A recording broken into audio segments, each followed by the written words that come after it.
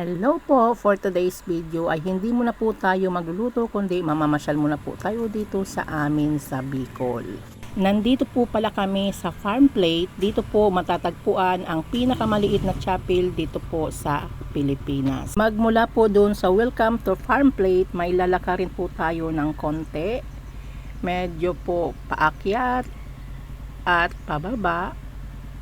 At ito po pala, may mga kainan dito kung gusto nyo pong kumain. At ito po yung hagdanan papunta po doon sa chapel. Kaya aakyatin muna po natin para makarating po tayo doon sa pinakamaliit na chapel dito sa atin sa Pilipinas.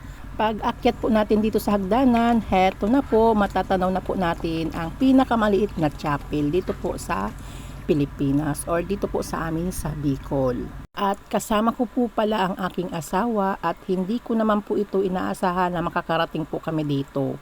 Dahil ang balak lang po namin ay mamamalingki lang po kami. Ewan ko sa asawa ko kung bakit ako dinala dito. Dahil siguro kinaumagahan ay Mother's Day na. Papasok po tayo dito sa chapel para makita po natin ang nasa loob po nito. First time ko din pong pumunta dito kaya na-curious din po ako.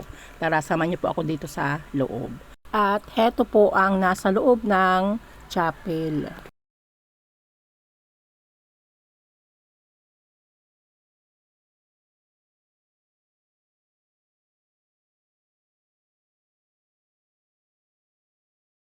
At sa labas naman ito ay heto po ang makikita nyo. Maraming kalapati.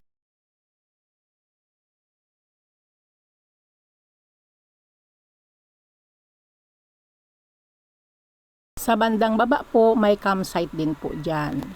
At meron din po ditong baka. Ayun nga po, may kainan din po. Pwede po kayo mag-order kung ano pong gusto nyong kainin. At ayan po ang view dito po sa labas ng chapel. At heto rin po ang aming bulkan mayon kaso po natabunan ng ulap.